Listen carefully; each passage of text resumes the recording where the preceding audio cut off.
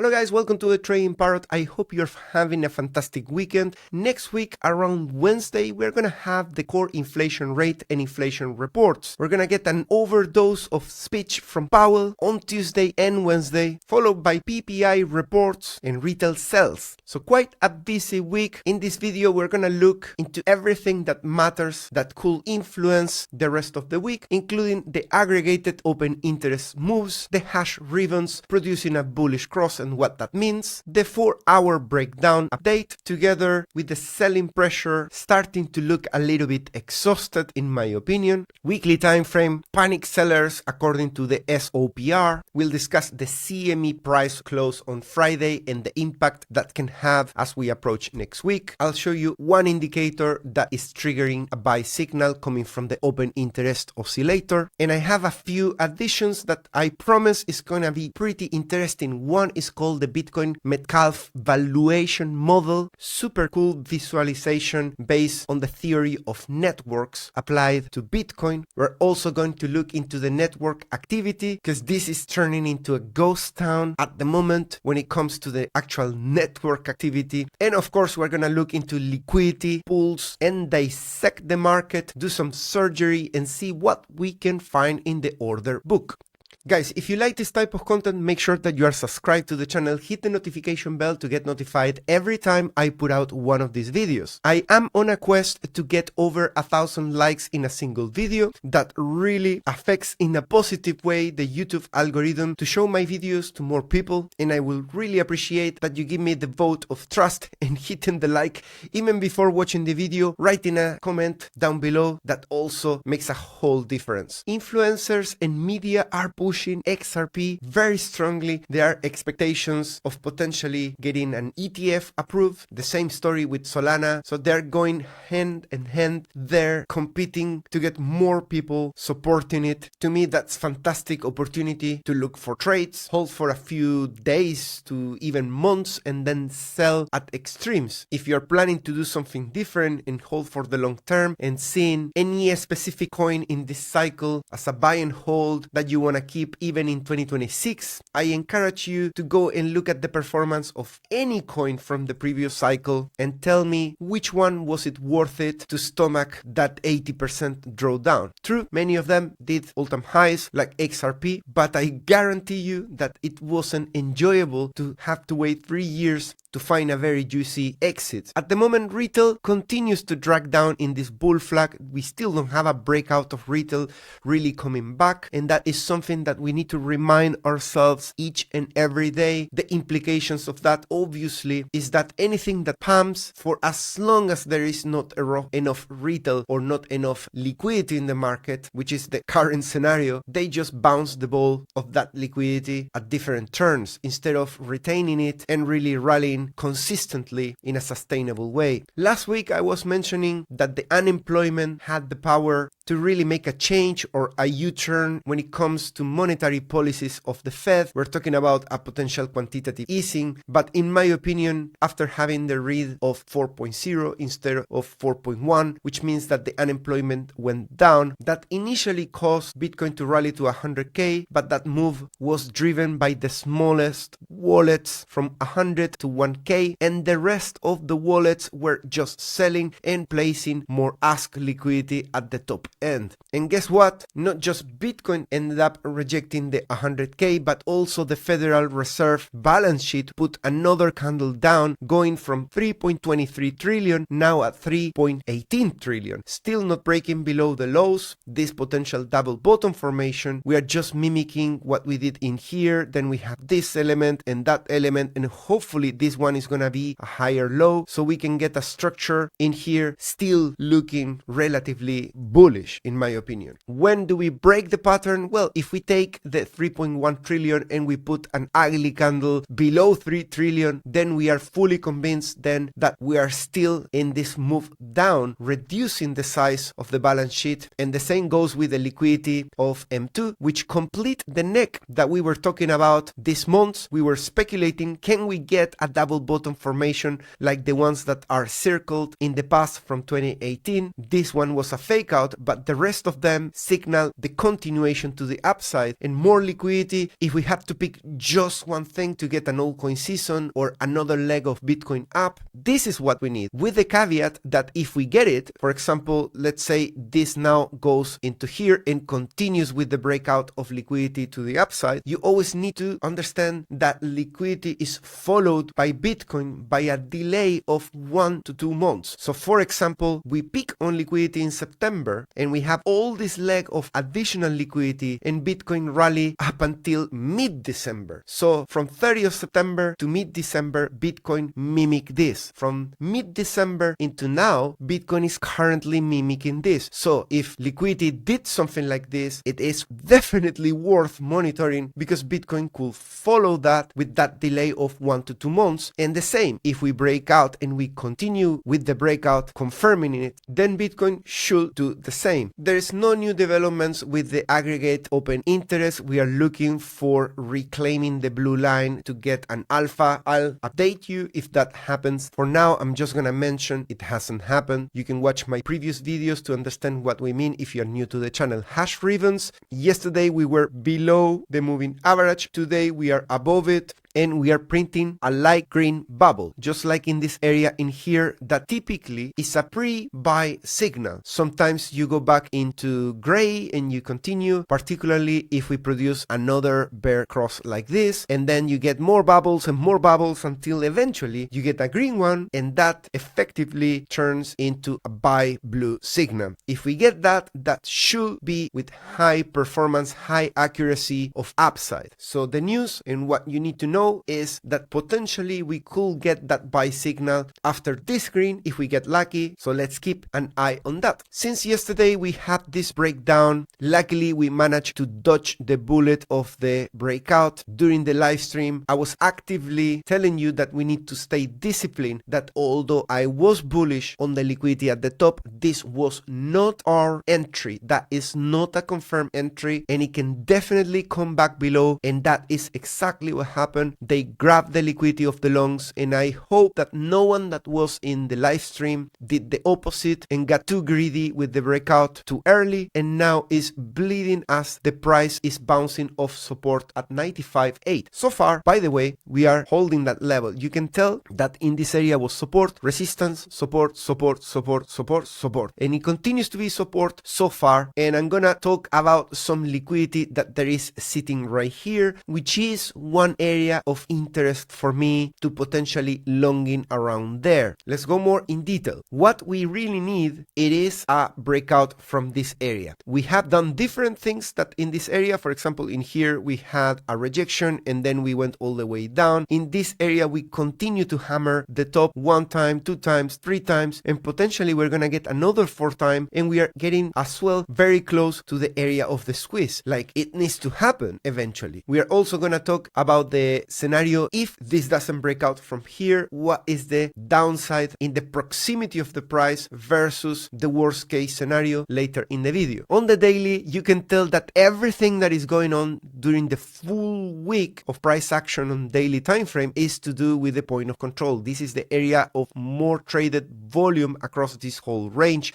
and at the moment is 96.9. Earlier in the week it was 97. It was support 3 days. It was broken on Wednesday, and it's been resistance for 3 days in a row, including today so far. Top of the range is 104 and bottom of the range is around 91k. If we did a rally just into the next resistance on the daily, that takes us back into 104.2. On the weekly, if we close like this, this is in the bearish area. We are getting too close to form this M formation. The target is, if we break below the neckline on a weekly closing basis below 93,655, we could make a journey to 80.4. That is the technical target. But you know that you're trading Bitcoin. If you follow my channel many times, we look at these patterns and we say that is the technical target. But Bitcoin has under the sleeve more than one trick, okay? And I love thinking about those tricks because that is what market maker is really good at. They get retail to think this, they get influencers to talk about that level, And the more you hear people talking about 80, 80, 80, like robots, 80, 80, and you become part of them and you start commenting, yeah, but we're going to 80, 80, 80, 80. The more I hear it, the less I believe it. And that's where we start doubting those things, and we get great setups where you break down in here and then you start shooting back up.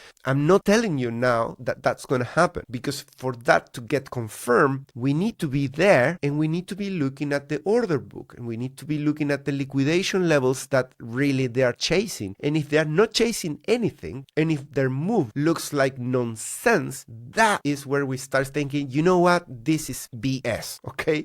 We're gonna do the opposite. We did that when we had the Head and Shoulders that everybody was talking about, a target of 75. I mentioned the 75, but we went long, and we took profits. SOPR at the moment is again going back into the bottom of the range. What does it mean? That it means that people are closing their positions at a faster pace, at a loss, rather than taking profits. This is an area of panic, and we are in fear and greed index at 44, which is confirming that they are selling in panic. And when you get that and you see that the price is coming down, like in the 4 hour, if we zoom in here, you're gonna see price coming down, right? Price coming down. What do you see when it comes to the volume? Look down in the chart. This is a breakdown, right? We had the breakdown in here. In the price, the breakdown was in the next candle. In this small candle there below the range, we do not have good volume. This didn't liquidate a lot of shorts, and the next 3 candles, the volume continued to go lower. This is not a signal to enter along necessarily, but is a data point that tells you pay attention, because this might be a fake move to the downside. If we see a spike in volume in here, that means that they did stab where it hurts to the shorts. Therefore, it was a real move. They went for liquidity and they took that, and they might continue doing so, confirming the breakout. In this case, we are below the pattern. We have candle closes below the pattern, but I still don't see volume. So keep that data point as something that we could use together with people selling at a loss. Selling at a loss, the more they sell at a loss, the more we get closer to the bands at the bottom, the closer we are to a local bottom. This doesn't guarantee that we are not going to 80, but it could give us some relief leg to the upside. When shorts get exhausted, then you get a reversal. Let's look at the CME. CME has closed at 96,270. If we align in here with that price on Binance, which is the one that most people are gonna track, because CME is always more expensive, there's a premium to it. On Binance, that is 95,988. So let's call it 96. So 96 on the clock is where we start defining a gap on CME. So if price goes lower than this, lower than 96, and by Sunday close it's at 94, that creates this sort of gap to the upside, attracting the price to come back, close the gap, and then it can decide direction after completing the gap. That is what we used a couple of weeks ago when we saw this gap at 102, and you can see price went up. Most gaps get filled, some take long time. For example, the one we have at 78, we still don't close it, and I believe there are other ones even lower. All right, this is pretty good alpha. I'm gonna show you the futures open interest percent change oscillator,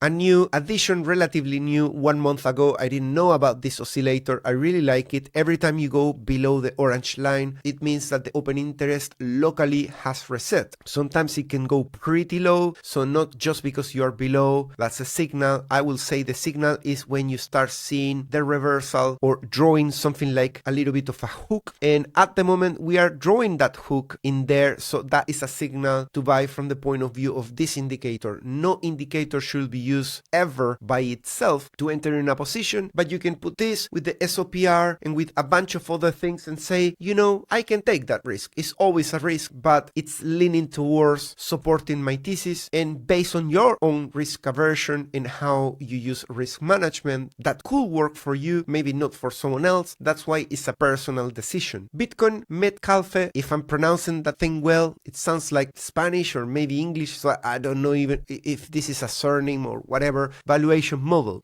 I read that this is a model that applies to theory of networks, and that says that the valuation of the network is directly proportional to the number of participants in that network. And based on that, that, it does a very cool calculation, and you can see the calculation there. If you want to look at it, pause the video. It's a lot of arithmetic, but I'm just gonna collapse that so we can see the actual chart. And you can see the price, and then you see these bands, and you get into the top colors if the valuation in price is too expensive relative to how many participants there are in the network. And from the point of view of this model, in order to have upside, the activity in the network needs to grow. I find it pretty cool. Let me know what you think, but at the moment it shows that we are very close to the top band, and that is because there are record low activity in the network. We had a big depression since we reached 108. That is caused by retail literally pulling out big after mid-December, and after having had that very short-lived altcoin season that lasted just for 9 days. And I will say more than Bitcoin, that is what's currently burning out most of retail, together with not necessarily having deep enough pockets to tolerate the pain of that. For example, 2 cycles ago, when we broke below the moving average, we were entering into bear market. When we did it last cycle, we were in the middle depression of 2021 that led into a higher high in the price. And that's why it's a kind of a mixed bag, because in order for you to be able to interpret accurately where are we now that we are below the moving average in terms of network activity, are we in the beginning of the bear market, or are we in the middle of a depression that could lead into another leg up? And there is something that we need to do to fully address this question, which is how different the Bitcoin network really is now that Wall Street has taken their first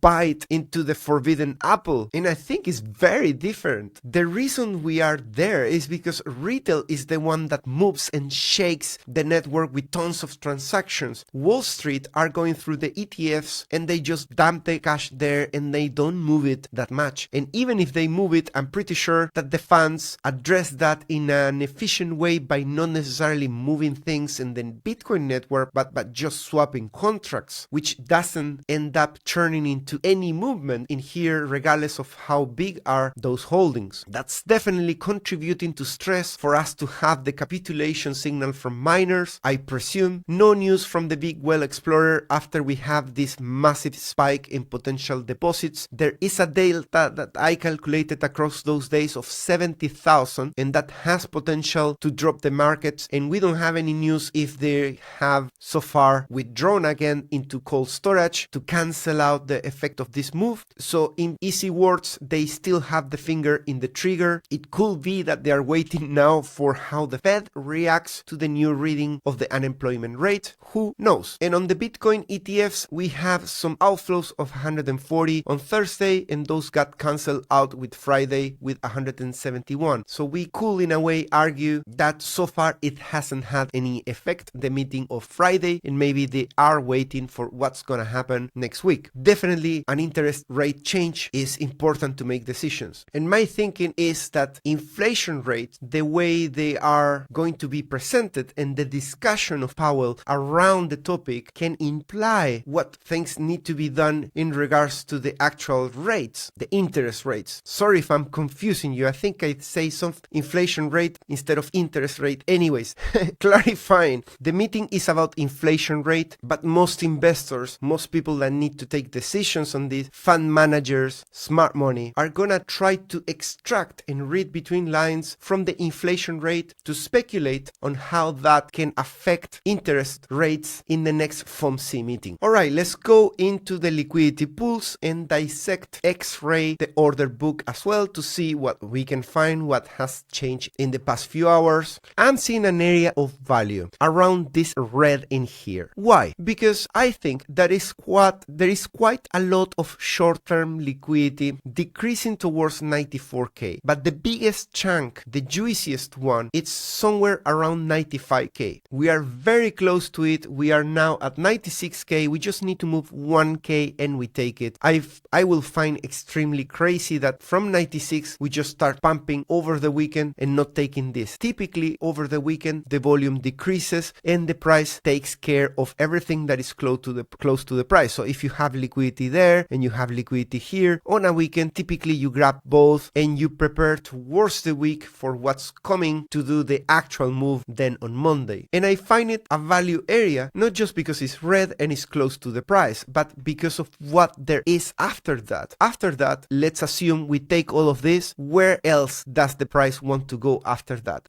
I see two options. Option one is we take that and once bounce back up, and after doing so, we don't have anything else below the price apart from 91K, which is quite small and even potentially less than what we are about to take around 95, and nothing compared to 88. 88 is definitely almost like 5 times more than what we get there. But there is a caveat. To get to 88, market maker needs to move 7.5K. So how do I approach this? Well, I find value in here and I can enter low volume somewhere in there while having in the back of my head that chance that we still go for 88 and I build either an additional position by adding or stop lossing somewhere below here and then reopening lower price but larger volume. The effect could be very similar depending on how you manage your risk. I have started a Patreon, and although you can see that I'm telling you everything publicly, for convenience, I write down these things in an article, so that Patreon is not gonna be any sort of signals group where I tell you buy here, sell there, or whatever. I'm just gonna discuss the same thoughts I'm giving you here in a more structured way, directly to your email. So if you miss the video, then you can find it later for future reference, and also for the sake of transparency. It's just gonna cost £10 a month, and I'm getting my team also to help me to summarize what I'm saying every day together with what I have say on altcoin videos, which is very difficult to track, levels of support, resistance, targets that we've been discussing on live stream and all of that. So if you don't have the time to watch everything, probably you're gonna find value there. Liquidations of the past 30 days. So we got that value area around 95 that I mentioned. It starts decreasing and decreasing and decreasing, and the cumulative at the moment is 5 billion, and on the top end we got almost double. So that's why I'm looking forward to get into those higher levels, at the very least getting into 100.6 or 106.4 or 109.5. There's been 2 days in a row that the longs are liquidated around 70% and shorts don't get their medicine. So at the moment they are starting to have some symptoms and kind of begging for it. So I think it's a good time for the shorts to get some love too. Looking at the longs, you can see that they're climbing higher and higher. Now they are at 67, and when we get these stops and the price comes down, let's say it comes down a little bit further and the longs enter even more, that is where you see reversal, particularly when that overlaps with negative funding rates like we've been trading in here and in here. Even better if we can overlap with the bid liquidity spiking. Bid liquidity are orders that want to buy below the price, creating a sentiment across the board, all the traders thinking, I've got my cushion. There is people wanting to put limit orders to buy below me, and that ratio goes beyond 20 to 30 to 40, and when it goes too high, it's almost like screaming, we really want to buy if it dips around there, as opposed to other areas where you don't get that. You get a lot of selling pressure, and then it gets sold, like areas like here. At the moment, we are at 0.09, which is small, but if we go a little bit lower, that may or may not increase. At the moment, for the first time in a couple of days, we get the delta of liquidations, putting the shorts at risk. It's not very high, it's just 161K. I get excited when that number gets into 500K or even 1 million. We've seen at the moment it's quite flat. And on fire charts, we can see that there is continuous selling pressure above the price, starting from 102 into 110. But remember that sometimes they put huge orders and then the price still goes there very close to it, and then they pull out. It's all a game of confusing retail, in my opinion. What I'm not liking, and this is a point against this potential 95 around-ish entry, is that still the small fish are buying this dip and everybody else is just on the sidelines. This doesn't mean do not enter at 95, do not enter at 94. To me, this just means at the time I enter, I want to catch up with this indicator and see if I'm being joined by the purple whales, because those are the big boys, those are the smart money, and it's always good to follow them rather than these guys that yesterday I called losers, when sometimes I'm part of them as well. Anyways, that was just funny. In the net longs shorts delta, We are still in the red, meaning that this is still a buying area. I try to never enter in longs when we are in the green. At that point, I try to look for exits, but we are getting very close to enter there. I wonder what's going to happen if the price goes to 95, 94, if this will go very low there, or if it's going to continue attracting more longs and going into the green. Fair value gaps at the moment in close proximity to the price, we only have fair value gaps above the price. So we have 96.3 and 97.156. So if price wants to create balance, reestablish it, it needs to go up. You also have the 101 and the 104.1. Below the price, we get a similar picture as the liquidations. We have to go all the way to 88, in this case 85, to really catch fair value gaps below it. This one that was the last one at 96 was taken when we went down on Thursday. Guys, if you want to trade Bitcoin altcoins on a great exchange, considering that execution matters, the quality of the exchange, their products, how many altcoins they offer available, and not just how many, but actually the ones that we care when we want to trade on spot or leverage, I use Bybit and OKX together. That's how I get the most exposure to the altcoins I want to trade, and contracts that make sense as well. If you open an account with either of them, using the links in the description, you can claim up to 30,000 in rewards on Bybit and 60,000 on OKX. By using those links, you also drop the trading fees to the minimum. If you want to go for the option of non-KYC exchanges, I have these two options. Number one, Bluffin, and number two, 2bit. Both links are in the description, and by using those links, you can claim up to 100,000 in rewards on Bluffin and up to 30,000 in rewards on 2bit. Any of the links, the rewards are always based on deposits and trading volume. Thanks so much for watching. I'll see you on the next one. Take care. Bye bye.